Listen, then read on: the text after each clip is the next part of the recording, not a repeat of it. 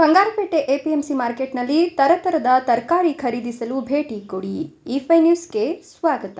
ಬಂಗಾರಪೇಟೆ ಕೃಷಿ ಉತ್ಪನ್ನ ಮಾರುಕಟ್ಟೆ ಸಮಿತಿ ತರಕಾರಿ ಮಾರ್ಕೆಟ್ನಲ್ಲಿ ಬೆಳ್ಳಂಬೆಳಗ್ಗೆ 3:30 ಗಂಟೆ ಸಮಯಕ್ಕೆ ಪ್ರಾರಂಭವಾಗುವ ತರಕಾರಿ ಹರಾಜು ಪ್ರಕ್ರಿಯೆ ಅನ್ನದಾತರ ಪಾಲಿಗಂತೂ ಅಗ್ನಿ ಪರೀಕ್ಷೆಯ ತಾಣವಾಗಿದೆ ಎಂದರೆ ತಪ್ಪಾಗಲಾರದು.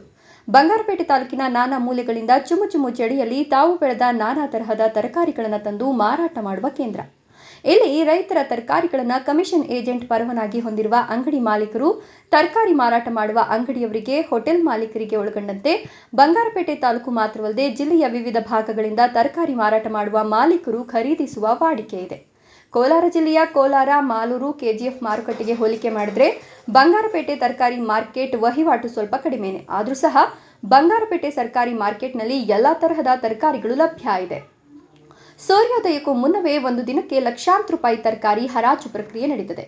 ಇಲ್ಲಿ ಟೊಮೆಟೊ, ಬೀನ್ಸ್, ಬೀಟ್ರೂಟ್, ಕ್ಯಾರೆಟ್, ಮೂಲಂಗಿ, ಆಲೂಗಡ್ಡೆ, ಅಳಸಂದೆ, ಹೂಕೋಸು, ಎಲೆಕೋಸು, ಹಸಿಮೆಣಸಿನಕಾಯಿ, ಬದನೆಕಾಯಿ, ನುಗ್ಗೆಕಾಯಿ, ಕುಂಬಳಕಾಯಿ, ಸೋರೆಕಾಯಿ, ಆಗಲಕಾಯಿ, ಬೆಂಡೆಕಾಯಿ ಒಳಗೊಂಡಂತೆ ಎಲ್ಲ ವಿಧದ ತರಕಾರಿಗಳ ಜೊತೆಗೆ ಕೊತ್ತಂಬರಿ ಸೊಪ್ಪು, ಪಾಲಕ್ ಸೊಪ್ಪು, ದಂಟು ಸೊಪ್ಪು, ಚಿಲುಕುರಿ ಸೊಪ್ಪು, ಮೆಂತ್ಯ ಸೊಪ್ಪು, ಸಬ್ಬಕ್ಕಿ ಸೊಪ್ಪು, ಸೊಕ್ಕತಿ ಸೊಪ್ಪು, ಪುದೀನಾ, ಕರಿಬೇವು ಸಹಿತ ಹಲವು ಸೊಪ್ಪುಗಳು ಬಜಾರ್ ರೇಟ್ಗಿಂತ ಕಡಿಮೆ ಬೆಲೆಯಲ್ಲಿ ಖರೀದಿ ಮಾಡಬಹುದಾಗಿದೆ.